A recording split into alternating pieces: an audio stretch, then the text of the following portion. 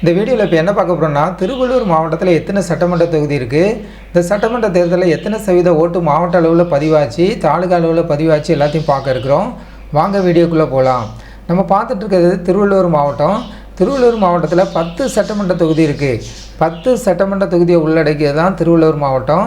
முதலாவது அம்பத்தூர் சட்டமன்ற தொகுதி, ஆவடி சட்டமன்ற தொகுதி, அடுத்தது கும்மிடிப்பூண்டி சட்டமன்ற தொகுதி, மாதவரம் சட்டமன்ற தொகுதி, அடுத்தது மதுரவாயில் சட்டமன்ற தொகுதி, பொன்னேரி சட்டமன்ற தொகுதி, அடுத்தது பூந்தமல்லி சட்டமன்ற தொகுதி, அடுத்தது திருவள்ளூர் சட்டமன்ற தொகுதி, அடுத்தது திருவொற்றியூர் சட்டமன்ற தொகுதி, அடுத்தது திருத்தணி சட்டமன்ற தொகுதி. இந்த 10 சட்டமன்ற தொகுதியை உள்ளடக்கியதான் திருவள்ளூர் மாவட்டம்.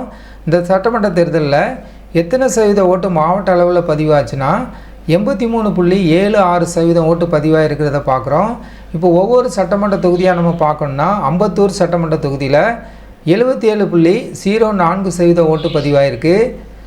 அடுத்ததாக ஆவடி சட்டமன்ற தொகுதியில் 78.81% ஓட்டு பதிவாக இருக்கிறத பார்க்குறோம்.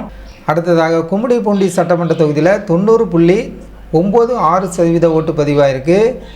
மாதவரம் சட்டமன்ற தொகுதியில் 83.47% ஓட்டு பதிவாயிருக்கு. அடுத்ததாக மதுரவாயில் சட்டமன்ற தொகுதியில் 78.55% ஓட்டு பதிவாயிருக்கு.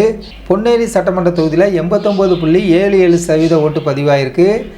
அடுத்தால பூந்தமல்லி சட்டமன்ற தொகுதியில் 83.41% ஓட்டு பதிவாயிருக்கு.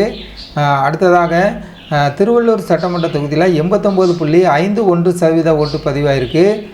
அடுத்ததாக திருவொற்றியூர் சட்டமன்ற தொகுதியில் 84.41% ஓட்டு பதிவாக இருக்கிறத பார்க்குறோம்.